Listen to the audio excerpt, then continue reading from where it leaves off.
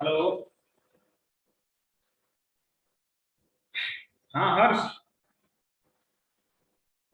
क्या सुनाई पड़ रहा है मेरी आवाज? Yes sir. हाँ, तो मैंने इसे कैसे एक्सपेंड किया, मतलब मेरा यहाँ पे टोटल आपको ये बताना है कि हम बुलियन फंक्शन को एक्सपेंड कैसे कर रहे हैं, मतलब इसे कैनोनिकल फॉर्म बना रहे हैं। तो ये एक्सपेंड हो गया ना। और मैंने तुम्हें बताया है कि अगर ए बी सी का फंक्शन है, अगर function of A B C है, तो ट्राई ये करो कि सबसे पहले ए आए, फिर बी आए, फिर सी आए। तो लास्ट की दो टर्म्स को एडजस्ट कर दो। यहाँ तो ए बी सी, चलो ठीक है, एक ही ऑर्डर में है, पहले ए फिर बी प्लस सी। और दूसरे में ए है पहले, फिर बी है, फिर सी का टर्म है। तीसरे में क्या है, ए के बाद सी आया ना, तो पहले बी कर दो। और चौथे में ए प्लस बी पहले कर दो, फिर सी कर दो। अच्छा ये बताओ, इसमें कोई कॉमन है?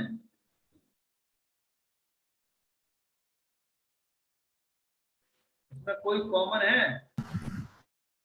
ने एक्सपेंड कैसे कर दिया सर सेकंड स्टेप? हाँ?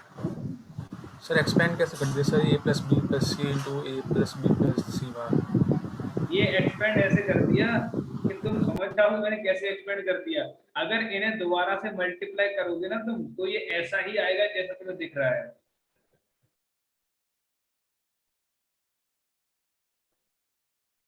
ठीक है, ये कैंट से कि एक ट्रिक लगाई मैंने।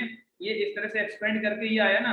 अगर तुम्हें यकीन नहीं होता कि एक्सपेंड होके ऐसा आएगा, तो इन दोनों को मल्टीप्लाई करो आपस में। ठीक है।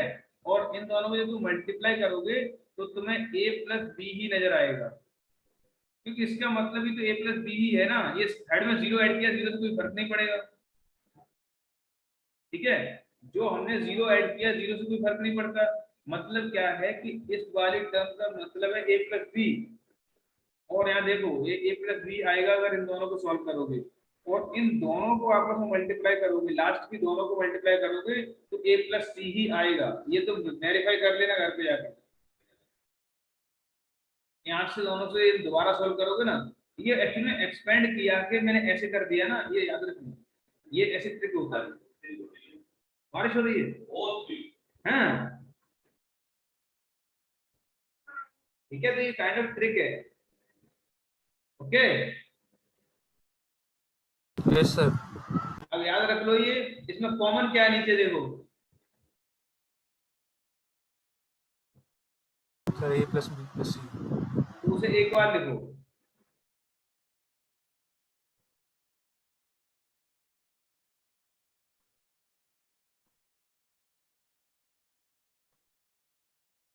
इसे लिखो एक बार। तो तुम्हारा y इक्वल टू क्या बनेगा? ए प्लस बी प्लस सी, कॉमा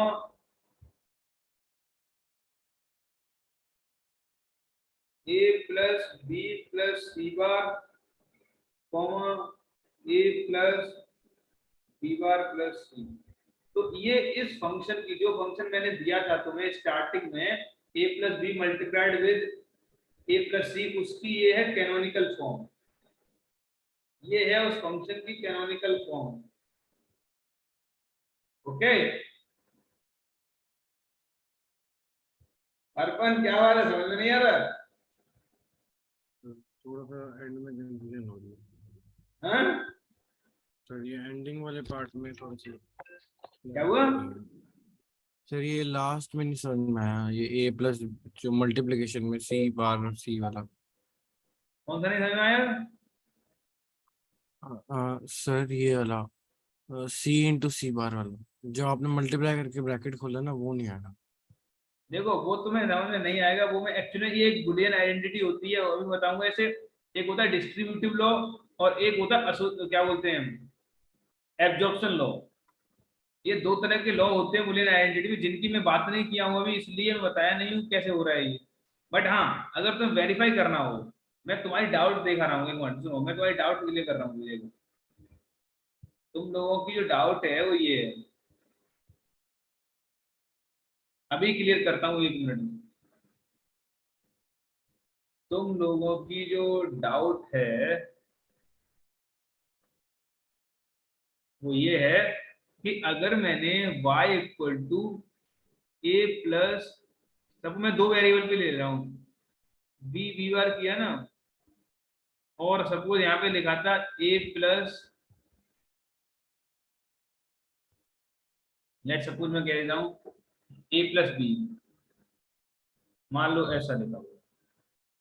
तो तुम्हारा डाउट ये है कि मैंने ऐसा कैसे कर दिया, तुम्हारा डाउट ये है कि मैंने ऐसा कैसे कर दिया, ये ए प्लस बी अलग कर दिया और ए प्लस बी बार अलग कर दिया, यही प्रॉब्लम है ना तुम्हारी? क्यों? इस Yes.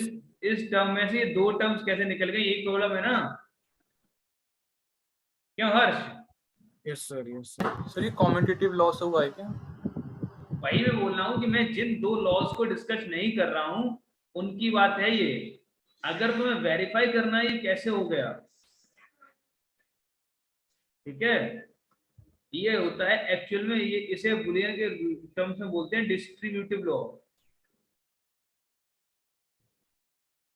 Distributive law.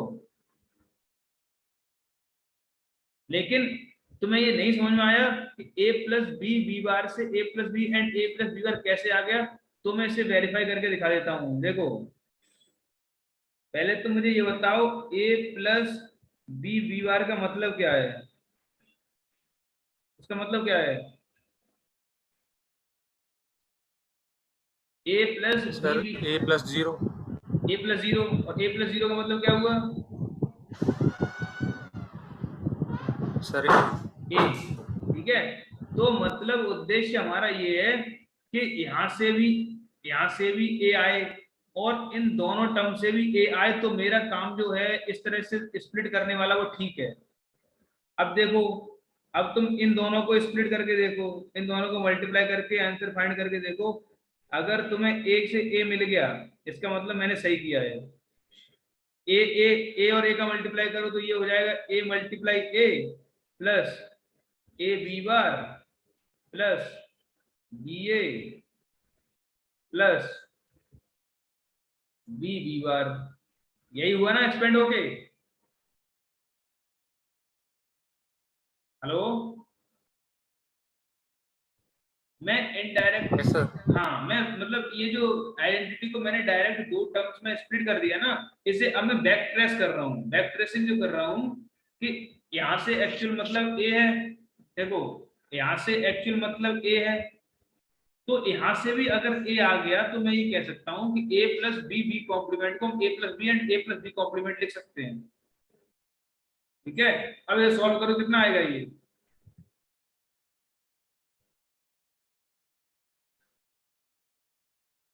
सॉल्व करो इसे, देखो ए और ए कितना होता है, ए मल्टीप्लाई ए कितना हुआ,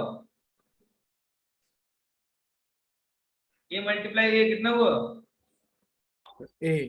ए हुआ प्लस ए बी बार ऐसा ही रहने दो प्लस ए बी ऐसा ही रहने दो, और बी बी बार कितना हुआ,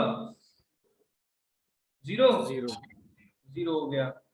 अब ये दिख रहा है, तुम एक चीज देखो यहाँ से, अब इन फर्स्ट टू टर्म से, अगर इन फर्स्ट टू टर्म से मैंने ए कॉमन ले लिया तो क्या बना,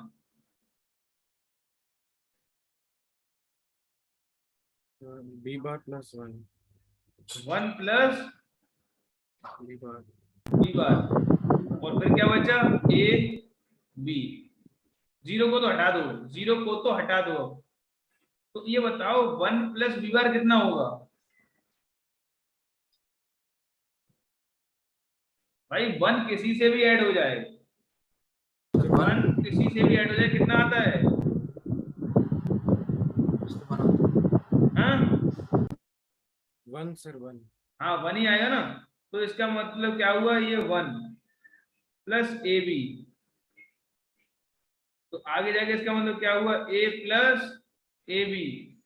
अब इन दोनों में से ए को कॉमन ले लो, अब क्या बचा, B plus 1. A plus B, sorry 1 plus B, 1 plus B कितना होता है, 1. 1, तो कितना आ गया,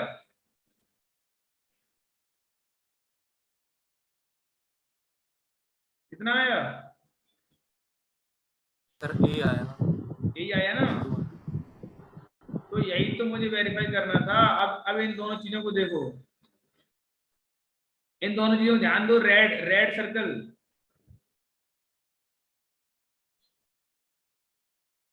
यहां से वेरीफाई हुआ कि हम इसको ऐसे कैसे लिख रहे हैं। यहां से ये चीज वेरीफाई हुई ना कि a plus A B bar. यहाँ से ये चीज मतलब मैं ये वेरीफाई कर रहा था बैक ट्रेसिंग करके, बैक ट्रेसिंग से मैं ये वेरीफाई कर रहा था कि इस पर्टिकुलर वाली एक्सप्रेशन को मैंने इन दो टर्म्स में कैसे स्प्लिट किया है। अगर ये तुम्हें नहीं समझ में आ रहा कैसे स्प्लिट किया है तो इसकी बैक ट्रेसिंग करके देखो, दोनों से ए मिल रहा है। ठीक है, इसका मतलब दोनों इक्वल हैं। अगर दोनों की बैक ट्रेसिंग करके ए मिल रहा है इसका मतलब दोनों इक्वल हैं। वो ये कैसे बनी, A plus B B bar equal to A plus B multiplied with A plus B bar, कैसे बनी इसका हमें केयर करना ही नहीं है। हमें पता चल गया ना कि दोनों एक ही चीज दे रही है, तो इसका मतलब ये हुआ कि ये डिस्ट्रीब्यूटिव लॉ ऐसे लगता है कि ये दोनों टर्म्स में पहले की दो टर्म्स ले लो फिर बची हुई दो टर्म्स ले लो, तो ये हो जाता है डिस्ट्रीब्यूशन। अब आई थिंक तो समझ में आ गया होगा। ठीक है, तो ऐसे हो जाता है डिस्ट्रीब्यूशन। अच्छा मुझे एक डिस्ट्रीब्यूशन करके दिखाओ, A plus B, A plus B plus C, इसकी कैनोनिकल फॉर्म लिख के दिखाओ।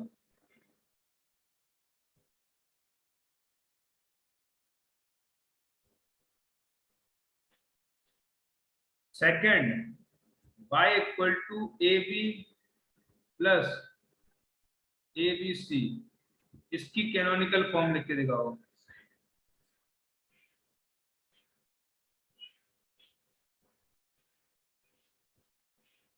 इसकी कैनोनिकल फॉर्म और इसकी कैनोनिकल फॉर्म लिख के दिखाओ।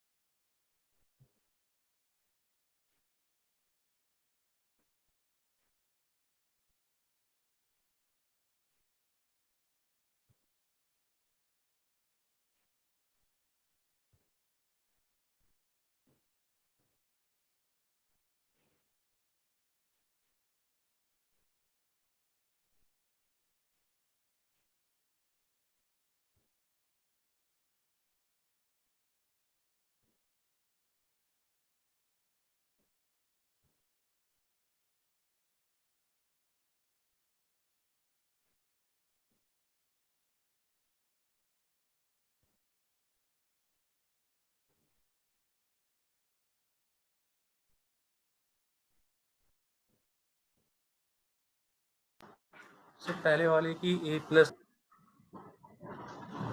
हाँ सर पहले वाले की ए प्लस बी प्लस सी इंटू ए प्लस बी प्लस सी बार। पहले वाले की ए प्लस बी प्लस सी ए प्लस बी प्लस सी फिर इंटू ए प्लस बी प्लस सी बार। ए प्लस बी प्लस सी बार, और ये एक और बार आया होगा ए प्लस बी प्लस सी, वो एक ही बार कर दिया होगा तुमने, ठीक है। तो मेरा आ रहा है पहले वाले का ए प्लस बी। हाँ पहले वाले का ठीक है, चलो अब दूसरे वाले का। Sir A B. हाँ तो मेरा आ रहा है दूसरे वाले का A B. A B yes sir. नहीं, ये ए बी तो तुम्हारा ठीक है, ये तो शॉर्ट फॉर्म हो गया, ये तो मिनिमाइज्ड फॉर्म हो गया, ये तो हो गया मिनिमाइज्ड, ये हो सर गया। A B C plus A B C bar. अरे अर्पण, आपने मिनिमाइज्ड फॉर्म कर दिया पूरा फंक्शन। मैं अभी फंक्शन को मिनिमाइज नहीं करवा रहा हूँ, मिनिमाइजेशन में बताऊंगा। मैं इसकी कैनोनिकल फॉर्म पूछ रहा हूँ, इसकी मैक्सिमम फॉर्म पूछ रहा हूँ, इसकी maximum term form, maximum terms इतने कितनी हो सकती हैं, मैं वो फॉर्म पूछ रहा हूँ, कंप्लीट फॉर्म पूछ रहा हूँ, canonical form. I am asking about complete form. Okay sir A B C plus A B C bar second वाली। A B C plus A B C bar. Okay okay, एकदम correct है। मतलब आपने second के case में क्या किया होगा, y equal to A B, और यहाँ जो वन क्रिएट हुआ होगा उस वन के लिए c प्लस सी बार कर दिया होगा। हाँ, और इसे एक्सपेंड किया होगा तो ए बी प्लस सी होगा, और ए प्लस ए बी सी बार हुआ होगा, और ए बी सी, और इसमें से ए बी सी डबल हो रहा है इसलिए सिंगल कर दिया होगा, A B C plus A B C bar. Okay, ये किया ना? Yes sir. ठीक है ठीक है, ये तो हो गया फंक्शन का कैनोनिकल फॉर्म में रिप्रेजेंट करना। अच्छा अब बता, हमने क्या क्या डिस्कस किया आज?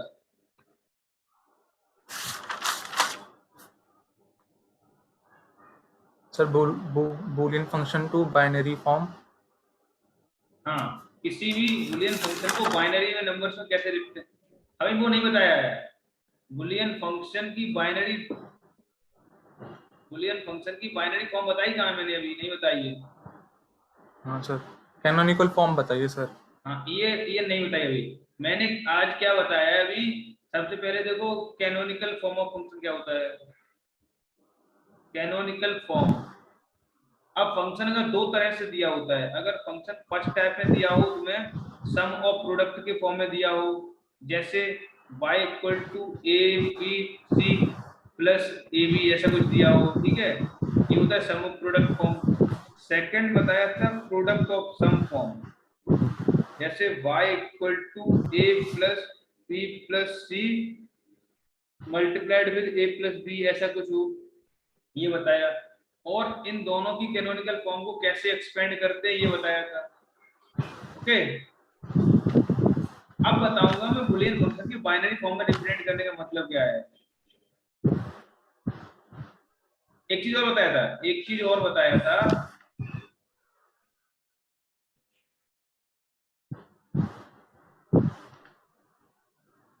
ओके, मैं एक चीज और बताया था, इसमें बताया था मैं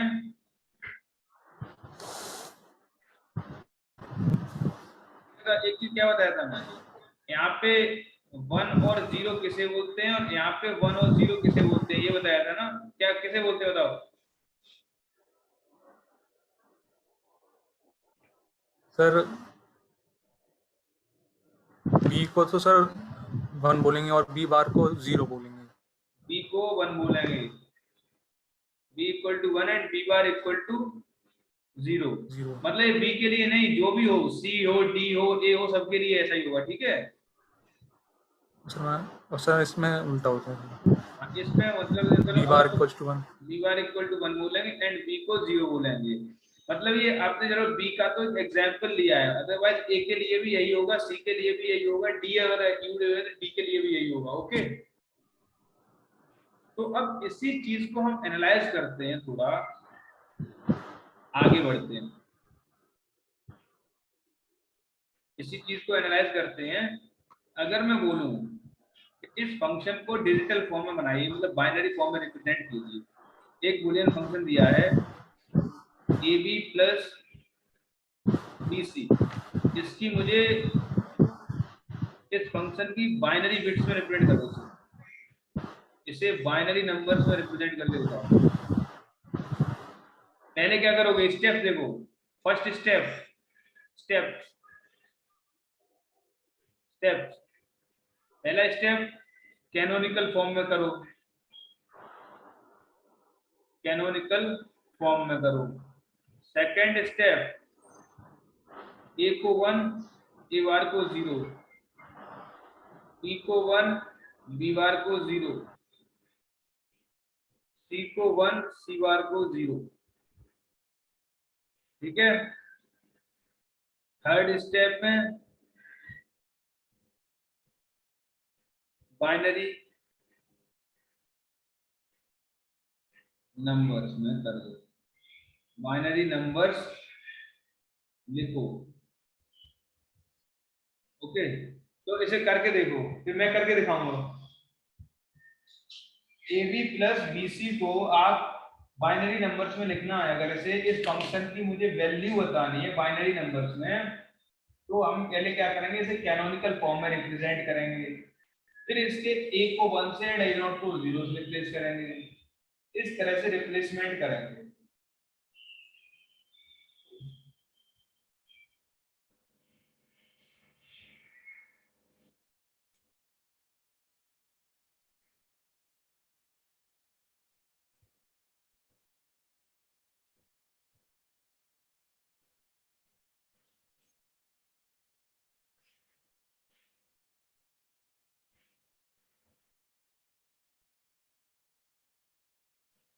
सर हाँ, आज 2 घंटे की क्लास है क्या?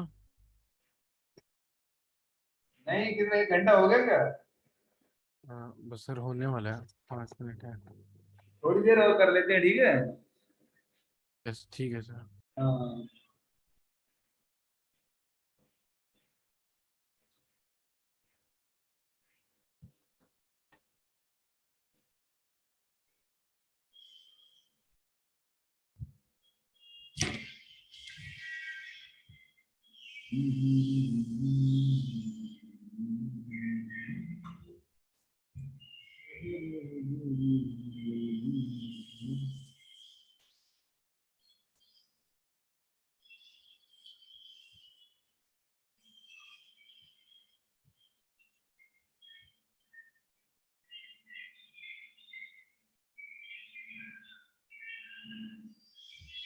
सर 2 आ रहा है कहाँ से?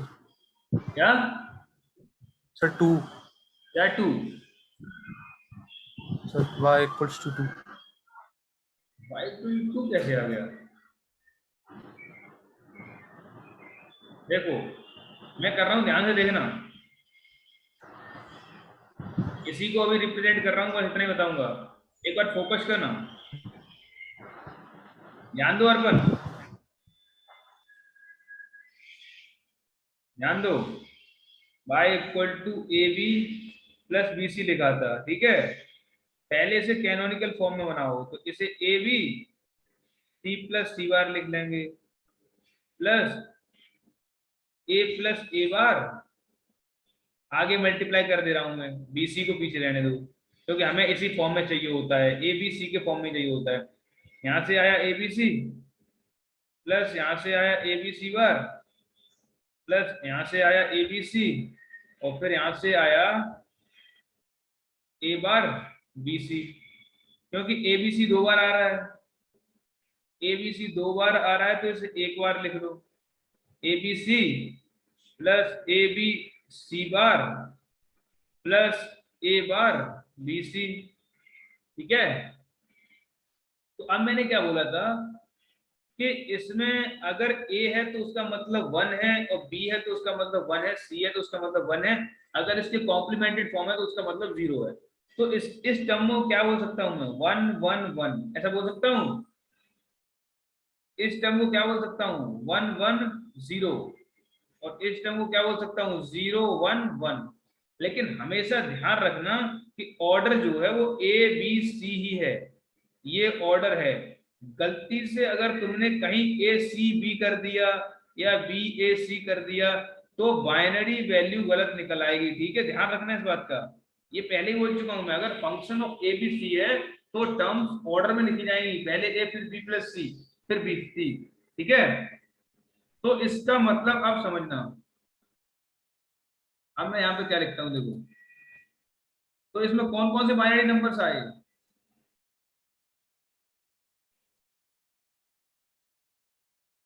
ओके, यहाँ पे सी था आई थिंक। तो इसमें कौन कौन से बाइनरी नंबर आए, 3 3 7 3 7 कहाँ है, हाँ ठीक है ठीक है, 3 7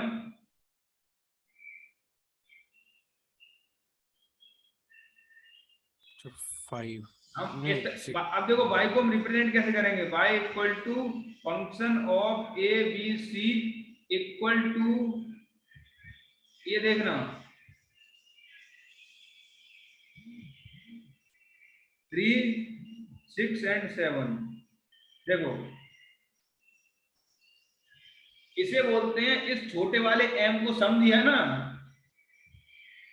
देखो अब इस बात को समझना, ये जो मैंने लिखा है ना बाइनरी में कन्वर्ट किया, बाइनरी से डेसिमल नंबर लिख दिए, इसका मतलब समझ में नहीं आ रहा क्या, क्यों अर्पण, आ रहा है सर, सर आ रहा है, सर आ रहा है। बहुत परेशान दिख रहे हो। नहीं नहीं सर, वो थोड़ा सा ऐसी। और हर्ष,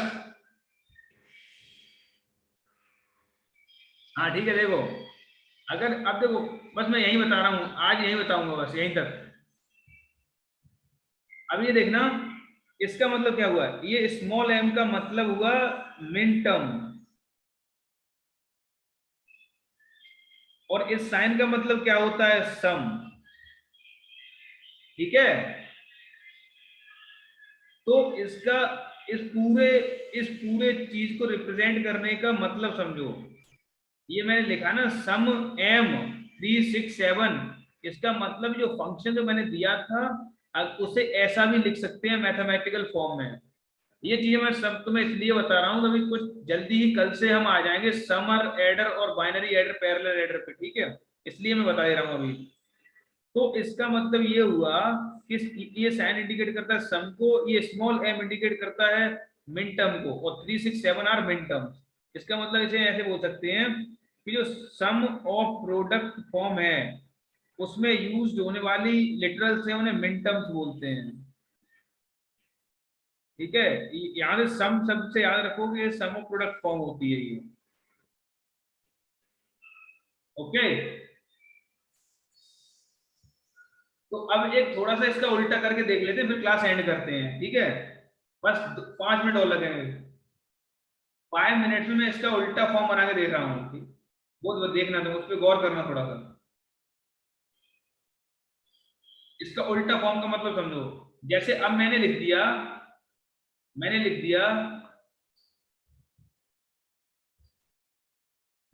y equal to sum of m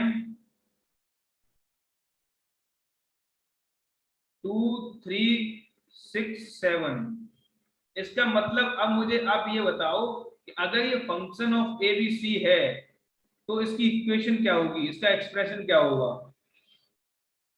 जैसे एक्सप्रेशन लिख रहे थे ना स्टार्टिंग में हम कि y equal to A B plus C A, या इस तरह से लिख रहे थे ना, तो वैसे ही y की वैल्यू बताओ जो कि function of A B C है, तो ए बी सी के फॉर्म में कैसे लिखेंगे। चलो मैं जल्दी से बता दे रहा हूँ, तुम मत सोचो, तुम मत ध्यान दो, यहाँ पे क्या करो, इस 2 को लिखो 3 वेरिएबल्स के फॉर्म में, 2 को 3 वेरिएबल्स के फॉर्म में ऐसे लिखेंगे ना, 3 वेरिएबल्स के फॉर्म में क्यों लिख रहे हैं, क्योंकि हमारे पास 3 ही वेरिएबल्स हैं ए बी सी, ओके। इसलिए हम 3 बिट्स के फॉर्म में लिख रहे हैं 2 को। अब 3 को लिखो 3 बिट्स के फॉर्म में, अब 6 को लिखो 3 बिट्स के फॉर्म में, और 7 को लिखो 3 बिट्स के फॉर्म में। ठीक है, लिख लिया?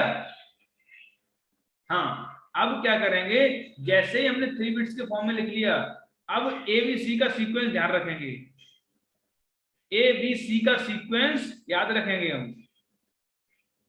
ABC का सीक्वेंस याद रखने से क्या है, जैसे पहले पहले क्या है 0, तो वहां हो जाएगा A बार, दूसरे पे 1 तो हो जाएगा B, तीसरे पे 0 तो हो जाएगा C बार। अब यहाँ पे देखना, पहले पे 0 तो हो जाएगा A कॉम्प्लीमेंट, दूसरे पे 1 मतलब B, तीसरे पे 1 मतलब C। यहाँ से देखो, पहले पे 1 मतलब A, दूसरे पे 1 मतलब B, और तीसरे पे 0 मतलब C कॉम्प्लीमेंट, और 1 1 1 का मतलब A B C। समझ में आया? मतलब अगर मैंने फंक्शन को डायरेक्ट तुम्हें सम ऑफ m 2 3 6 7 दे दिया, तो पहले उनको ये देखो कितने वेरिएबल्स की जरूरत है हमें, तो फंक्शन आगे दे दिया हूं मैं, a b c का फंक्शन बनाना है हमें। अगर मुझे इसे a b c का फंक्शन बनाना है तो क्या करेंगे, 2 को 3 बिट से रिप्रेजेंट करेंगे, 0 1 0, 3 को 3 बिट से रिप्रेजेंट करेंगे, 0 1 1, 6 को भी 3 बिट से रिप्रेजेंट करेंगे, 1 1 0, 7 को भी 3 बिट से रिप्रेजेंट करेंगे, 1 1 1। तो यहां से आया क्या, जो फर्स्ट 0 1 0 उससे आया A complement B C complement. अब पहले पे मैंने A क्यों लिखा, क्योंकि मेरा फंक्शन यही बोलता है कि सीक्वेंस हमारा ABC होना चाहिए। ठीक है, ये फंक्शन कहता है कि सीक्वेंस ABC होना चाहिए, यानी फर्स्ट टर्म जो डेसिमल की बाइनरी की फर्स्ट टर्म इंडिकेट कर रही है A के टर्म को, second bit of binary represent कर रही है B के टर्म को, and third bit of binary represent कर रही है C के टर्म को। तो यहां समझ गया ना, इसका मतलब डायरेक्टली वी कैन से कि y equal to a bar b c bar plus a bar b c plus a b c bar plus a b c। ये इसका मतलब ये हुआ y आपका। अब यहां से इसे थोड़ा सिंपल कर सकते हैं, उसे बोलते हैं सिंप्लीफिकेशन ऑफ बुलियन फंक्शन, जो कि मैं स्टार्टिंग में हेडिंग डाला था। ठीक है, इतना लिखने के बाद हम इसे करेंगे सिंप्लीफाई। इतना लिखने के बाद हम करते हैं सिंप्लीफिकेशन, और जब इसे हम सिंप्लीफाई कर लेंगे तो फिर y में इतनी टर्म्स नहीं बचेंगी, हो सकता है 2-3 टर्म्स में ही काम हो जाए, कुछ ऐसा छोटा हो जाएगा। ठीक है, ये तो एग्जाम्पल है, कुछ छोटा सा हो जाएगा। तो ये सिंप्लीफिकेशन हम कल पढ़ेंगे, आज हमारी स्टार्टिंग यहीं पे हुई थी, बुलियन फंक्शन का सिंप्लीफिकेशन से हमने स्टार्टिंग की थी, और अब जाके हम बुलियन फंक्शन के सिंप्लीफिकेशन पे आने जा रहे हैं। ठीक है, और अब जो बुलियन फंक्शन का हम सिंप्लीफिकेशन पढ़ेंगे, उसी में हम कुछ चीजें पढ़ेंगे, कल देखना। उसमें हम क्या पढ़ेंगे, सिंप्लीफिकेशन में हम पढ़ेंगे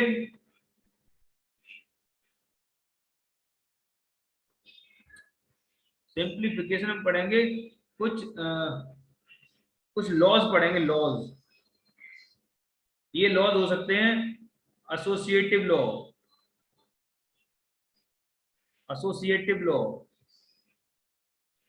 डिस्ट्रीब्यूटिव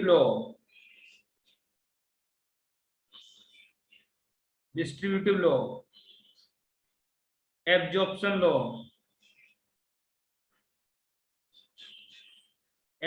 लॉ, और इसके बाद पढ़ेंगे के मैप। ओके, तो ये सब चीजें, ये सभी ट्रिक्स जो होती हैं, वेरियस लॉज एंड के मैप, ये सब यूज होते हैं for the simplification of Boolean function.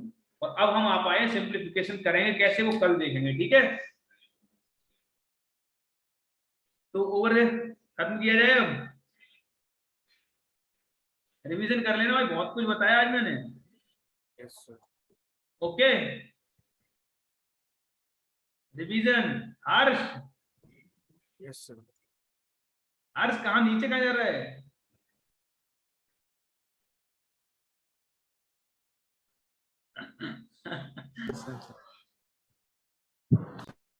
ठीक है, तो